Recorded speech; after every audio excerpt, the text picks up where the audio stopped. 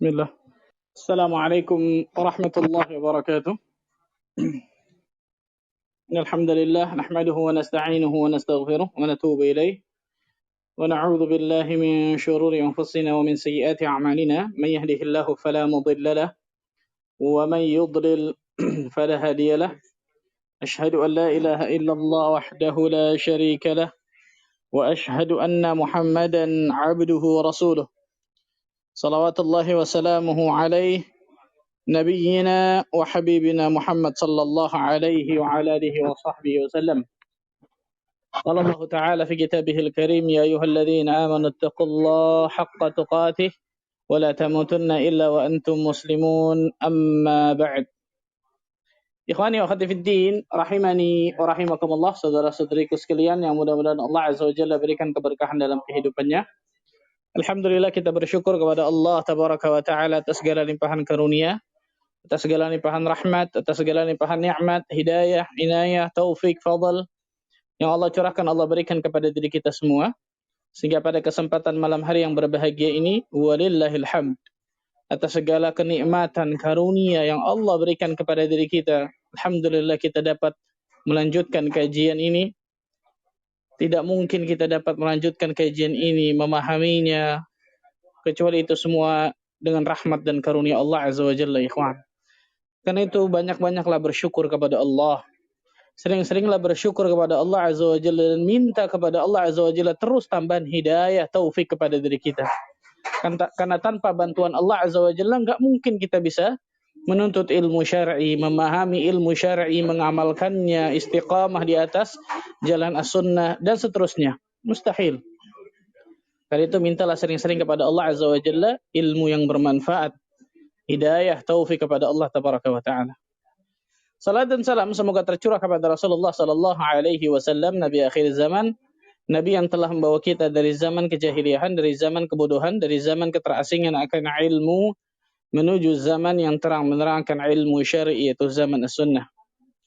Ma'asyiral muslimin dan muslimat rahimani wa rahimakumullah, melanjutkan mabahas kita, kajian kita tentang kitab Khulasah Ta'zimil Ilmi, kitab dari seorang ulama yang masyhur di zaman kita, muasirin, itu Syekh Saleh ibn Abdullah ibn Hamad al-Utsaimin, hafizahullah ta'ala wa ra'ahu.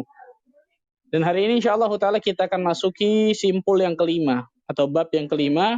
Qala al-muallif hafizahullah ta'ala al-ma'qidul khamis. Penulis berkata, simpul yang kelima atau bab yang kelima. Apa itu bab yang kelima? Sulukul jaddah al-musilati ilaihi. Sulukul jaddah. Suluk ini jalan. Sulukul jaddah, menempuh satu jalan dengan sungguh-sungguh. Al-musilati ilaihi. Yang jalan tersebut akan menyampaikan kita kepada tujuan. Allahu Akbar, subhanallah. Beliau memasukkan di simpul yang kelima ini luar biasa nih, kawan. Jadi kalau kita ingin mendapatkan ilmu yang bermanfaat, ternyata jalannya itu sudah baku tuh, ikhwan. Jalannya itu apa? Sudah baku. Karena kalau kita lihat contoh saja, ikhwan. Kalau kita lihat, para ulama mengatakan, al-ilmu bit-talaqqi. Contoh satu nih, ikhwan. Ilmu itu bisa didapat dengan berguru dengan guru. Jadi nggak bisa kita baca Al-Quran sendiri, kita fahami sendiri, kita baca hadis sendiri, kita fahami sendiri tanpa ada guru. Mustahil, nggak mungkin itu. Lihatlah bagaimana Rasul Sallallahu Alaihi Wasallam diajarkan oleh malaikat Jibril alaihi salam. Dan malaikat Jibril jelas dari siapa? Dari Allah Azza wa Jalla, kan gitu.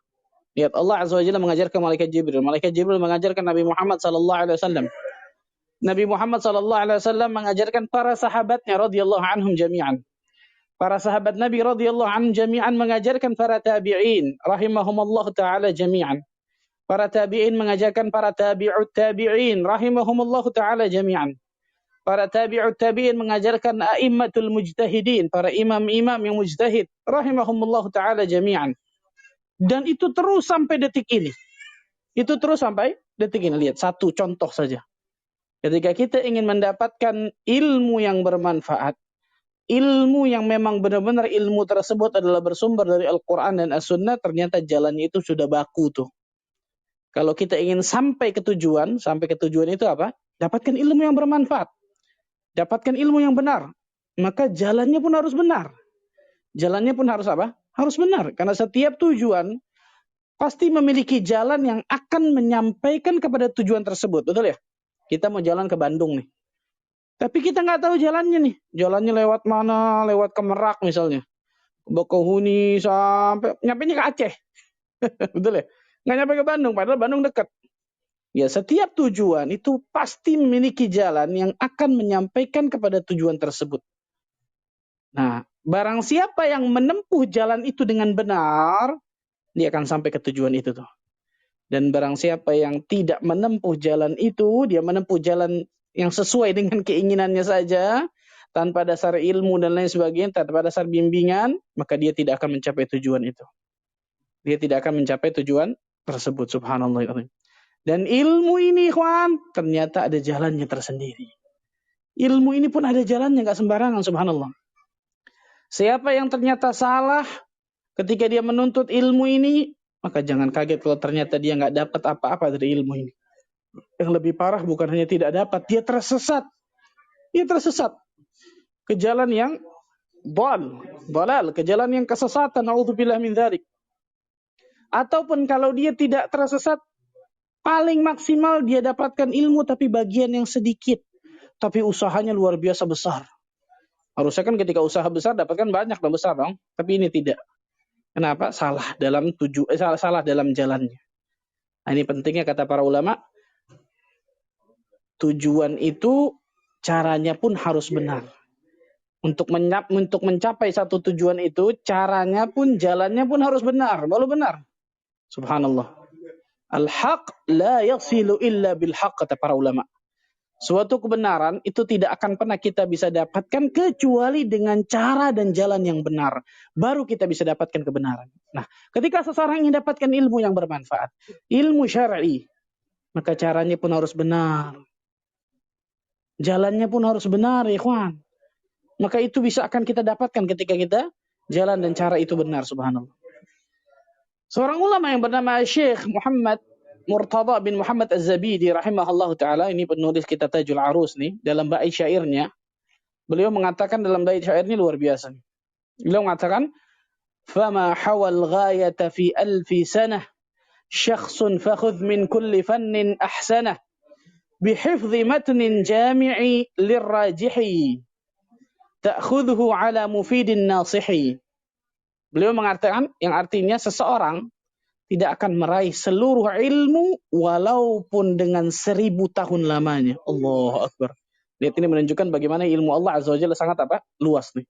Seseorang itu nggak mungkin bisa meraih seluruh ilmu walaupun itu 1000 tahun lamanya. Maka beliau memberikan nasihat. Apa nasihatnya? Maka ambillah, khudh. Ambillah dari setiap bidang ilmu itu yang terbaiknya. Nanti kita akan bahas yang selanjutnya nih, tentang masalah ilmu al-aham fal-aham. Dari yang lebih penting atau yang paling penting kemudian kepada yang penting. Kan kita tahu bersama ilmu agama semuanya penting kan gitu ya. Tapi ada yang paling penting daripada yang penting. Nah, maka ambillah dari setiap bidang ilmu itu apa? Yang terbaiknya. Lanjutannya apa? Nah, perhatikan nih. Dan menghafal matan ringkas padat yang sudah menjadi pegangan. Lihat, menghafal. Garis bawahi kata-kata ini. Hifz. Hifz. Al-hifzu. Menghafal. Menghafal apa itu? Matan ringkas, padat, yang sudah menjadi pegangan. Nanti kita bahas masalah ini. Dan ini lebih terperinci nanti insya Allah kita akan bahas. Dia pelajari itu dari guru yang baik. Allahu Akbar. Dia pelajari itu dari apa? Gurunya pun harus benar. Kalau gurunya salah, ya Allah, na'udzubillah min dzalik. Dia pelajari itu dari guru yang baik yang bisa memberikannya pengajaran. Allahu Akbar, subhanallah. Lihat, perhatikan baik-baik tentang masalah hari ini. Ketika seseorang sudah mengambil ilmu yang memang terbaiknya, dia sudah menghafal, kemudian dia dapatkan guru yang Masya Allah baik, yang saleh, yang berilmu dan lain sebagainya, insya Allah ta'ala dia akan dapatkan apa? Dia akan dapatkan ilmu. Kemudian penulis mengatakan apa? Fatariqul ilmi wajadatuhu mabniyatu ala amrain. Maka beliau mengatakan jalan untuk menempuh ilmu itu yang sudah baku tuh, dibangun di atas dua perkara. Catat dua perkara ini baik-baik, ikhwan, kalau kita ingin dapatkan ilmu yang bermanfaat. Catat dua perkara ini baik-baik. Apa saja itu? Beliau mengatakan, yang pertama, fa'ammal amrul awal fahifdhu matni jami'in lirrajihin, yang tadi dikatakan oleh Syekh Muhammad Murtada bin Muhammad Az-Zabidi. Yang pertama tadi itu, apa itu? Menghafal matan. Ini yang pertama nih. Menghafal matan namanya. Menghafal matan kalau bahasa kita. Menghafal matan ringkas padat yang sudah menjadi pegangan. Satu. Tulis dulu nanti kita jelaskan. Menghafal matan-matan ilmu. Menghafal matan-matan apa? Ilmu yang sudah ditulis oleh para ulama. Subhanallah, ini kenikmatan nih, sebenarnya. Para ulama sudah menulisnya, kemudian menatanya dengan baik. Tinggal kita ngapalin. Tinggal kita mau belajar, tinggal kita mau sungguh-sungguh, semangat, ikhlas kan gitu. Insya Allah kita dapatkan. Bukan kita disuruh nulis dulu matannya kan gitu. Suruh ngerangkum dulu matannya. Enggak, lihat. Menghafal matan, yang matan tersebut sudah diringkas atau sudah dikumpulkan oleh para ulama. Dan menghafal ini, ikhwan, ini sebuah keharusan bagi seorang penuntut ilmu. Perhatikan baik-baik nih, ikhwan. Menghafal al-hifdhu itu sebuah keharusan bagi seorang penuntut ilmu. Dan yang paling pertama dihafal apa? Al-Quranul Karim, itu jelas. Al-Quranul Karim. Karena itu kalau kita lihat para ulama terdahulu, insyaallah ta'ala mereka belajar dari mana mulainya? Hifdzul Quran. Dari menghafal Al-Quranul Karim. Lihat para ulama terdahulu. 5 tahun sudah hafal Quran, 6 tahun tuh hafal Quran, 7 tahun hafal Quran, 9 tahun hafal Quran, 12 tahun hafal Quran. Subhanallah. Dari kecil seperti itu. Ketika sudah mendapatkan hafalan Al-Quran pada dirinya, maka ilmu-ilmu yang lain akan Allah Azza wa Jalla berikan kemudahan tuh. Allah buka kunci-kunci ilmu-ilmu yang lain dari keberkahan Al-Quranul Karim. Dari keberkahan Al-Quranul Karim. Makanya jangan pernah malas menghafal Al-Quran, ikhwan. Kalau ngafalin Al-Quran, Allahu Akbar, Pak Ustadz. Jangan ngafalin nih, Pak Ustadz. Berat. Baru ngapalin, ibu-ibu nih, terutama nih, yang perempuan, akhwat. Baru ngapalin, ada kunyit, ada jahe, ada belanjaan. Betul ya? Ada macam-macam. Yang laki apa? Ya aduh, susah, Pak Ustadz. Ada rekening listrik, rekening apa lagi? Telepon dan sebagainya. Ada, waduh, subhanallah. Susah, Pak Ustadz deh. Ini salah yang seperti ini, ikhwan. Salah, subhanallah. Apalagi baru ngelihat Al-Quran tebel, aduh kapan hafalnya nih begini nih. Betul ya? A'udzubillah min dzalik, sallallahu alaihi subhanallah. Ini perhatikan baik-baik nih, kawan. Perhatikan baik-baik. Berapa banyak orang-orang yang ketika dia menghafal dia dapatkan ilmu yang bermanfaat banyak. Dan itu dikatakan oleh Syekh Muhammad bin Shalih Al-Utsaimin rahimahullahu taala. Kami menghafal ilmu-ilmu itu sejak kecil, kemudian kami ketika besar mencoba untuk memahaminya. Dan ternyata kami mendapatkan ilmu yang banyak ketika kami menghafalnya. Allahu Akbar. Makanya al-hifdhu itu lazim li talabil ilm. Menghafal itu sebuah keharusan, kewajiban, keharusan, kelaziman bagi seorang penuntut ilmu. Enggak ada cerita malas untuk menghafal tuh enggak ada. Terutama ini nih, Al-Qur'an yang paling pertama ya. Yang paling pertama jelas apa? Al-Qur'anul Karim. Kemudian yang kedua, dari perkara pertama apa? Menghafal matan ringkas ya. Sebelum menghafal matan ringkas, sering menghafal apa? Al-Qur'anul Karim. Yang kedua, apa itu? Wa ammal amru tsani, adapun perkara yang kedua, fa akhdhuhu ala mufidin nasihin. Allahu Akbar. Yang kedua, mempelajari matan tersebut dari guru yang baik. Dari guru yang baik dan bisa memberikan pelajaran. Ini gurunya harus benar nih, kawan. Ini yang saya katakan tadi, al-ilmu bitalaqi. Ilmu itu bisa didapatkan dengan apa? Berguru. Kalau kita salah dalam berguru, Allahu Akbar, itu musibah besar dalam hidup kita ya, kawan. Musibah besar ketika kita salah dalam berguru. Ternyata guru tersebut apa? Ternyata pengikut hawa nafsu, ahlul ahwa wal bid'ah. Na'udzubillah min dzalik. Nasallallahu alaihi wasallam. Seharusnya kita belajar akidah yang benar, akhirnya kita belajar akidah yang batil akhirnya. Hati-hati nih, cari guru yang benar. Makanya para ulama terdahulu ketika mereka mencari guru, mereka benar-benar selektif dalam mencari guru itu. Sebelum mereka mencari guru, mereka lihat dulu tuh bagaimana guru itu tuh. Bagaimana akidahnya, bagaimana pemahamannya, bagaimana ibadahnya. bagaimana kedekatannya kepada Allah, bagaimana kedekatannya kepada murid dan lain sebagainya. Baru mereka nuntut ilmu kepada guru-guru tersebut. Nah, perhatikan baik-baik. Ini pentingnya ketika kita selektif dalam mencari guru. Dan kita tahu bersama, ikhwan, kalau kita ingin berguru nih, contoh. Kita ingin berguru tentang masalah ilmu duniawi. Pastikan kita ingin Ingin mencari guru yang paling terbaik. Betul dong? Yang paling puncak nih. Siapa nih yang paling menguasai ilmu ini? Oh, fulan nih. Fulan tahu dari mana? Fulan tahu dari mana? Terus. Pasti yang paling inti. Nah, kita belajar ilmu agama, pastikan ingin belajar kepada guru yang paling terbaik, betul ya? Pada guru yang paling terbaik. Guru paling terbaik siapa? Rasulullah sallallahu alaihi wasallam. Murid paling terbaik siapa? Para sahabat Nabi radhiyallahu anhum jami'an.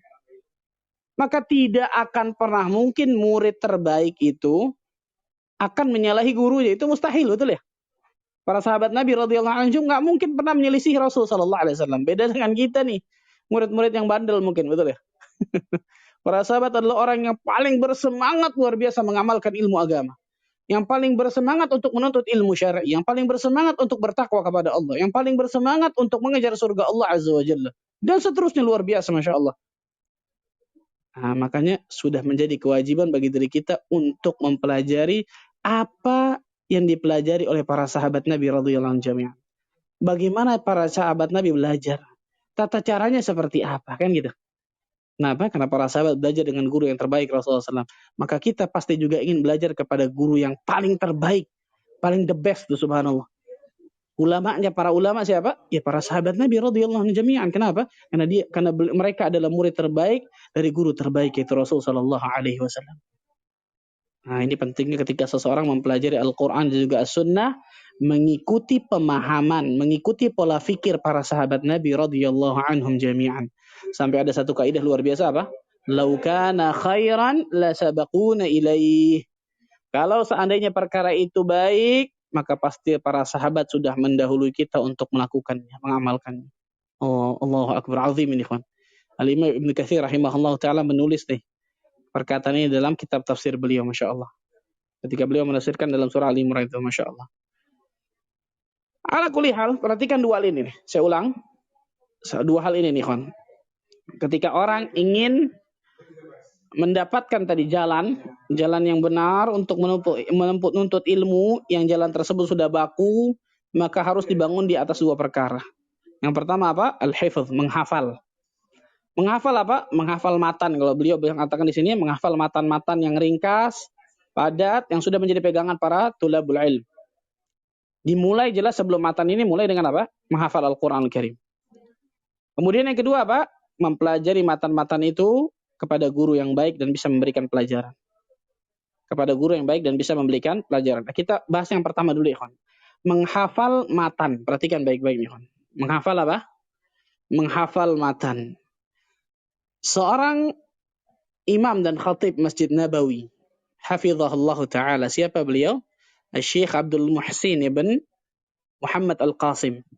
Syekh Abdul Muhsin Al-Qasim terkenalnya. Hafizahullah ta'ala, ini imam dan khatib Masjid Nabawi.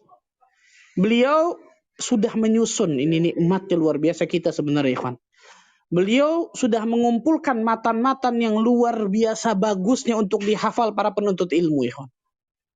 Jelas, sekali lagi saya katakan, setelah kita menghafal Al-Quran Al-Karim. Apakah harus 30 juz, Pak Ustaz? Nggak harus. Tapi paling tidak ada hafalan lah Al-Quran, betul ya? Masa hafalannya cuma trikul forkul doang sih? Betul ya? Trikul atau forkul. Muter situ aja tuh. Masa bertahun-tahun kita ngaji, masa satu juz amma nggak hafal sih? Kan gitu, subhanallah. Berusaha, dan itu mudah insya Allah bagi orang-orang yang Allah berikan kemudahan, kan gitu. Nggak harus 30 juz, hafalkan Al-Quran walaupun belum hafal-hafal, nggak ada masalah. Yang Allah Azza wa Jalla akan nilai usaha diri kita, bukan hasil Allah Azza wa Jalla yang berikan. Nah, ketika seorang sudah menghafal Al-Quran, berusaha menghafal Al-Quran terus, Masya Allah, maka kemudian dia menghafal matan-matan ini. Nah, kalau antum melihat, beliau sudah mengumpulkan pada buku beliau itu ada 6 marhalah, ada 6 mustawa. Ada 6 semester lah kalau bahasa kita ya. 6 tingkatan. Ada 6 tingkatan buku. Buku kecil-kecil, semuanya buku-buku saku, semuanya 6 nih. Semuanya buku-buku Semuanya buku-buku saku. Semuanya buku-buku apa? Buku-buku saku. Yang pertama nih, tingkatan yang pertama atau apa? Semester pertama lah, betul ya. Mustawa yang pertama itu tamhidi. Tamhidi itu persiapan lah, betul ya. Bisa dikatakan persiapan. Dalam buku yang pertama beliau ini berisikan tentang apa? Tentang adab dan zikir. Perhatikan nih. Tentang adab dan juga apa? Zikir. Seorang penuntut ilmu sebelum dia belajar ilmu, dia harus belajar adab terlebih dahulu, ya kawan. Yang sudah kita pelajari kemarin-kemarin, betul ya? Dia harus belajar adab terlebih dahulu, baru ilmunya insya Allah ta'ala akan barakah. Kemudian zikir. Kenapa zikir beliau masukkan zikir ini? Mengingat Allah Azza wa Jalla. Kenapa? Karena yang bisa berikan ilmu itu cuma Allah, bukan kepintaran kita, bukan kehebatan kita, bukan kecerdasan kita, bukan otak kita yang encer, itu cuma sebab. Kalau Allah nggak mau berikan Allah ilmu yang bermanfaat, kan gitu. Ini lihat, perhatikan, luar biasa beliau menyusunnya. Yang pertama masalah tamhid ini, persiapan. Beliau memasukkan, berisikan tentang apa? Tentang matan-matan tentang masalah adab dan zikir. Tentang adab dan juga apa? Zikir. Adab seorang penuntut ilmu harus ikhlas dan lain sebagainya. Zikir juga jangan pernah dilupakan. Seorang penuntut ilmu tidak boleh lepas dari mengingat Allah Azza wa Jalla. Baik itu dengan hatinya, dengan lisannya, dengan amal perbuatannya. Karena ketika dia menuntut ilmu, maka dia pasti harus selalu ingat kepada Allah Azza wa Jalla, kan gitu. Ini yang pertama, tamhidi. Ingat-ingat nih, tamhidi atau persiapan. Tingkatan pertama. Tingkatan kedua, buku yang kedua berarti, betul ya? Sudah dihafalin yang pertama nih. Bahkan bukan cuma dihafalkan tadi. Insya Allah sudah dipelajari dengan guru yang baik, Masya Allah. Naik nih, masuk ke semester pertama nih. Kalau tadi persiapan, ini semester pertama. Yang kedua namanya Al-Mustawa Al-Awwal. Semester yang pertama. Berisi apa itu? Ini berisi tentang akidah. Berisi tentang akidah. Dan juga hadis-hadis tentang pokok-pokok agama. Akidahnya apa? Di mustawa awal ini atau di semester pertama ini, beliau memasukkan di situ nawaqidul Islam. 10 pembatal keislaman. Dan itu pendek insya Allah. Sebentar kita bisa hafal. Qawaidul arba. 4 landasan pokok kan? Qawaidul 4 kaidah. Al-usul al-thalathah. 3 landasan utama. 3 landasan apa? Utama. Man rabbuka, man nabiyuka, ma dinuka tuh. Ya itu gampang insya Allah kita hafalkan. Ini masalah akidah semua nih. Kemudian Arba'in Nawawiyah. Hadis-hadis tentang pokok-pokok agama. 42 hadis tentang pokok-pokok agama. Pak Ustaz, aduh, hadis Arba'in aja yang pertama nggak apal-apal Pak Ustaz. Ini banyak amat yang dihafalin Pak Ustaz. Inilah bedanya penuntut ilmu akhir zaman dengan penuntut ilmu zaman dulu deh, kan. Betul ya? Kalau ketika disuruh ngapal itu kayak disuruh naik gunung bolak-balik, luar biasa nih. Tapi naik gunung juga bisa. Ngafal lebih susah kan gitu, subhanallahiladzim. Coba ya kawan, coba bismillah. Insya Allah Allah berikan kemudahan kan gitu. Ingat perkataan ana nih. Yang Allah Azza wa Jalla lihat itu usaha dari seseorang, bukan hasil. Hasil bukan kewajiban kita. Hasil itu Allah Azza wa Jalla yang berikan, bukan kita, subhanallah. Ini yang kedua nih. Setelah yang pertama tadi tamhidi, persiapan. Yang kedua mustawa awal, semester pertama. Buku-buku masalah apa? Akidah dan hadis-hadis pokok agama. Yang ketiga, baru mustawa tsani masuk nih, semester 2. Yang ketiga, mustawa tsani, semester 2. Berisi tentang apa ini? Berisi tentang ilmu tajwid. Nah, berisi tentang ilmu tajwid. Kemudian belajar sholat dengan benar. Kemudian diperkuat lagi ilmu tauhidnya. Beliau dalam mustawa yang tsani ini, semester 2 ini, beliau masukkan matan Tuhfatul Atfal. Tuhfatul Atfal, ini masalah ilmu tajwid nih. Kemudian syurutus shalah wa arkanuha wa wajibatuha, tentang syarat-syarat salat, rukun-rukun salat, wajib-wajib salat. Berapa lama seorang penuntut ilmu ketika dia nuntut ilmu ditanya rukun salat ada berapa, bingung. Sahih. Wajib salat ada berapa, bingung. Kan enggak benar yang seperti ini, Ikhwan. Pembatal salat ada berapa, bingung, kan gitu. Wajib salat itu ada berapa, bingung, dan lain sebagainya, subhanallah. Beliau masukkan nih. Kemudian yang selanjutnya kitab tauhid. Nah, kitab tauhid agak tebal dikit. Sedikit tebal, sedikit aja, nggak banyak, sedikit tebal, masya Allah. Kitab tauhid maksudnya matan kitab tauhid ya, bukan syarah kitab tauhid nih. Matan kitab tauhid. Nah, Di yang ketiga ini atau di semester 2, jadi ketiga semester 2 ya. Ini fokus kepada ilmu tajwid, belajar ibadah dengan benar, itu belajar salat dengan benar, kemudian memperkuat ilmu tauhid lagi, akidah yang benar. Yang keempat berarti masuk mustawa berapa nih? Salis, semester 3. Yang keempat berarti semester apa? 3. Nggak bingung antum kan ya? Yang pertama tadi apa namanya? Tamhidi, persiapan. Yang kedua baru semester 1. Yang ketiga semester 2. Yang keempat semester 3, mustawa salis. Nah, ini berisi tentang masalah apa? Nah, ini fokus masalah bidang hadis, ilmu hadis, kaidah-kaidah dalam bahasa Arab, kemudian ada pula adab, dan juga memperkuat tauhid lagi, terutama khusus masalah tauhid asma wa sifat. Syekh Abdul Muhsin Al-Qasim memasukkan beberapa matan dalam semester yang ketiga ini nih. Berisi Al-Manzumah Al-Baiquniyah, Al-Manzumah Al-Baiquniyah, Manzumah Abu Ishaq Al-Irbiri, kemudian Al-Jurumiyah. Al-Jurumiyah ini bahasa Arab nih, kaidah-kaidah bahasa Arab nih, nahwu, sharaf dan sebagainya kan gitu. Kemudian Aqidah Wasithiyah, Syekhul Islam Ibnu Taimiyah. Aqidah Wasithiyah berarti apa? Masalah tauhid, terutama tauhid asma wa sifatnya terutama. Tauhid asma wa sifat terutama. Ini yang keempat semester 3. Yang keempat atau semester apa? 3. Yang kelima masuk mustawa rabi', itu semester 4. Yang kelima berarti semester apa? Semester 4. Jadi beri fokus pada, baru nih agak naik lagi Masya Allah nih, fokus pada ilmu usul fikih, ilmu waris, dan mendalami lebih khusus akidah Ahlussunnah wal Jamaah. Maka beliau Syekh Abdul Muhsin Al-Qasim memasukkan matan apa saja itu? Matan Al-Waraqat. Matan apa? Al-Waraqat. Matan Al-Waraqat nih. Kemudian apa? Unwanul Hikam. Unwanul Hikam. Ar-Rahbiyah. Ar-Rahbiyah, matan dari Ar-Rahbiyah nih. Nah, ini diantara kitab-kitab. Kemudian juga Aqidah Tahawiyah. Setelah Aqidah Wasithiyah yang tadi, kemudian Aqidah apa? Aqidah Tahawiyah. Ini mustawa rabi'. Ini semester yang keempat. Yang saya sebutkan, antum bisa lihat insyaallah taala di Google, insyaallah ada. Tapi saya nggak tahu apakah ada bahasa Indonesia ini nggak ada nih. Kalau di kami dulu di Madinah ada tuh dikasih dari 6 buku ini nih. Jadi 6 buku nih. Buku. Kemudian yang terakhir yang kenapa Pak? Mustawa khamis nih, semester yang 5.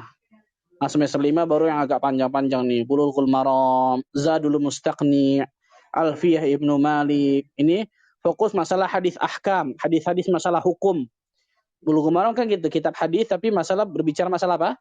Berbicara masalah hukum-hukum, hukum fikih, hukum ini dan sebagainya. Kemudian apa? Zadul Mustaqni, ini masalah fikih Hambali nih. Fikih mazhab itu fikih apa? Hambali, Zadul Mustaqni. Kemudian Alfiyah Ibnu Malik memperdalam lagi kaidah bahasa Arab. Alfiyah Ibnu Malik memperdalam lagi kaidah apa? Kaidah bahasa Arab. Lihat. Dengan menghafal dari kitab-kitab tersebut banyak ya Masya Allah ya. Ustaz, satu aja saya nggak tahu namanya apa tuh Ustaz. Dengan menghafalnya insya Allah Ta'ala seseorang akan dapatkan ilmu banyak. Apalagi ditambah ketika dia menghafal, dia tambah dengan mempelajari kitab-kitab matan tersebut kepada guru yang benar. Kepada guru yang baik, guru yang mumpuni ilmunya. Wah, itu luar biasa Masya Allah. Insya Allah Ta'ala kita akan dapatkan ilmu luar biasa Masya Allah. Nah, beliau, muallif, Syekh Al-Utsaimin hafizahullah Ta'ala menyebutkan di sini. Menyebutkan di sini tentang kelayakan seorang guru, perhatikan. Kan tadi ada 2 perkara ya. Kalau kita ingin dapatkan jalan yang benar, itu menghafal matan yang ringkas, padat. Kemudian yang kedua mempelajari matan tersebut kepada seorang guru, betul ya? Seorang guru yang mumpuni, yang baik, yang bisa memberikan pelajaran dengan benar. Nah, beliau mengatakan tentang masalah guru yang kedua terutama. Tentang masalah apa? Guru. Beliau mengatakan, ketika seseorang ingin mencari guru, luar biasa Masya Allah beliau mengatakan, ketika seseorang ingin mencari guru, maka guru itu harus memiliki 2 sifat. Allahu Akbar, subhanallah. Detail beliau menyebutkan ini, ikhwan, ajib Masya Allah. Kalau kita seorang ingin mencari guru, cari guru yang punya 2 sifat ini. Apa saja itu? Yang pertama, salahiyatul syekh liliqtida'i bihi wal ihtida'i bihadihi wa dalluhu samtihi. Yang pertama adalah mumpuni. Kalau bahasa kita mumpuni lah, yang punya kapabilitas. Apa maksudnya? Guru itu berarti mempunyai penguasaan ilmu dalam bidang tersebut. Nah, guru tersebut berarti benar-benar apa? Mempunyai ilmu yang mumpuni. Kapabilitas ilmunya benar-benar mumpuni dalam bidang-bidang tersebut. Ini yang pertama nih. Jadi nggak berhak ketika seseorang mengajar, tapi kemudian ini nggak punya ilmu tentang bidang itu. Nggak boleh, subhanallah. Islam ini agama yang besar, ya, agama yang tinggi, luar biasa agung. Ketika seseorang mengajar kemudian ilmu orang tersebut ternyata tidak mumpuni, ditakutkan madaratnya akan jauh lebih besar daripada apa? Daripada manfaatnya. Itu terjadi. Dan itu apa? Terjadi. Na'udzubillah min dzalik. Jadi guru yang benar-benar apa? Punya kapabilitas ilmu, penguasaan ilmu dalam bidang tersebut, penguasaan materi yang kuat dalam bidang tersebut, kan gitu, subhanallah. Disebutkan Ibnu Abbas radhiyallahu anhu. Ibnu Abbas radhiyallahu anhu bahwa Nabi SAW bersabda, apa kata Nabi SAW? Tasma'una wa yusma'u minkum wa yusma'u mimman yasma'u minkum. Allahu akbar. Kalian mendengarkan dan seseorang mendengarkan kalian, dan dia mendengar dari orang-orang yang pernah mendengar dari kalian. Ajib, luar biasa. Ini menjadi ukuran sebagai keumuman lafaz hadis nih. Jadi bukan kekhususan kepada siapa pesan itu ditujukan, tapi senantiasa ada pengajar di umat ini yang dia belajar kepada generasi sebelumnya pasti tadi itu. Nah, ini mumpuni. Kemudian sifat guru yang kedua, apa sifat guru yang kedua tersebut? Beliau menyebutkan ma'rifatuhu bi tariqi ta'lim bihaitsu yuhsinu ta'lim al-muta'allim wa ya'rifu ma yasluhu lahu wa yadurruh wa waffiq tarbiyah al-ilmiyah allati dzakaraha Asy-Syatibi fil muwaffaqat. Yang kedua, guru itu mempunyai kelayakan. Guru itu mempunyai apa? Mempunyai kelayakan. Guru itu mempunyai kelayakan disebutkan oleh beliau. Guru itu mempunyai kelayakan.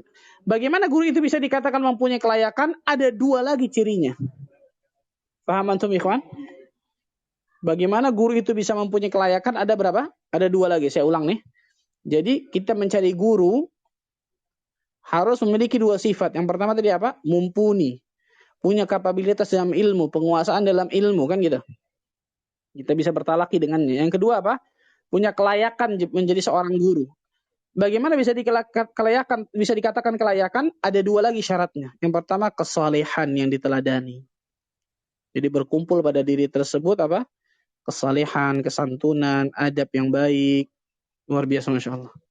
Yang kedua, pengetahuan terhadap cara-cara mengajar. Pengetahuan terhadap cara-cara apa? Mengajar. Sehingga guru tersebut bisa memberikan pelajaran yang tepat bagi murid. Karena setiap murid pasti beda-beda, betul ya? Khatibun nas biqadri uqulihim, kata para ulama. Ajaklah manusia, dakwahkanlah manusia sesuai dengan akal mereka masing-masing. Karena pasti beda. Nah, ini seorang guru harus punya ilmu-ilmu seperti ini, ikhwan, subhanallah. Bagaimana cara mengajar sehingga dia bisa memberikan pelajaran yang tepat kepada murid. Dia juga bisa mengerti mana yang pantas diberikan, mana yang memadaratkan kalau diberikan murid, kan gitu. Bagaimana cara mendidik, memberikan pelajaran, itu disebutkan lengkap oleh Imam Syatibi dalam kitabnya Al-Muwafaqat. Nah, ini tentang masalah tersebut, ikhwan. Tentang masalah bab ini, itu menempuh jalan yang memang sudah apa? Sudah baku, yang jalan tersebut insyaallah ta'ala bisa menyampaikan kita kepada tujuan. Ala kulli hal, intinya adalah ketika kita ingin menuntut ilmu syar'i, maka sesuailah dengan apa yang dituntut oleh para ulama terdahulu. Maka kita akan dapatkan ilmu tersebut. Caranya benar, niatnya ikhlas, tujuannya jelas, metodenya benar, maka insyaallah ta'ala dia akan dapatkan ilmu. Gurunya benar, kan gitu. Dia akan dapatkan ilmu yang bermanfaat insyaallah. Dan barang siapa yang tidak mempelajari tersebut, tidak menempuh jalan dengan benar, maka jangan kaget kalau ternyata dia salah atau tidak mendapatkan ilmu dengan benar. A'udzubillahi min dzalik. Sallallahu alaihi. Ikhwan, kita belajar menuntut ilmu harus ada kesabaran. Nanti khusus ada dalam kitab ini kita bahas masalah as-sabr, kesabaran dalam menuntut ilmu. Berapa banyak orang-orang yang ketika dia menuntut ilmu tapi tidak disertai kesabaran. Apa yang terjadi? Dia gagal dalam menuntut ilmu. Ketika seseorang menempuh jalan yang telah baku, yang ditetapkan oleh para ulama agar dia bisa mendapatkan ilmu yang benar, butuh kesabaran. Butuh kesabaran, subhanallah. Nggak bisa satu hari satu malam dia baca Sahih Bukhari, Sahih Muslim, Sunan Abi Daud, Sunan Tirmidzi, Ibnu Majah, Nasa'i, besoknya jadi ulama. Nggak bisa, nggak mungkin bisa. Marral ayyamul layali, dengan berlalunya hari dan waktu, insyaallah taala dia akan dapatkan apa? Dia akan dapatkan ilmu tersebut. Butuh kesabaran. Bahkan kesabaran tersebut dibungkus dengan kesabaran pula, subhanallah. Allah mengatakan, ya ayyuhalladzina amanu sabiru wasabiru warabitu wattaqullah. Bayangkan, subhanallah. Orang-orang yang beriman, isbiru wasabiru, bersabarlah dan apa? Wasabiru warabitu, dan ikatlah. Allahu akbar. Maka jadikan diri kita termasuk golongan hamba-hamba Allah yang sabar, ya ikhwan. Sabar dalam menuntut ilmu syar'i, sabar dalam menjalankan ketaatan kepada Allah, sabar dalam menjauhi kemaksiatan, kedurhakaan kepadanya, sabar dalam ketika Allah berikan ujian cobaan yang kita tidak sukai. Dengan itu insyaallah taala kita akan dapatkan manisnya kenikmatan dari iman, ya ikhwan.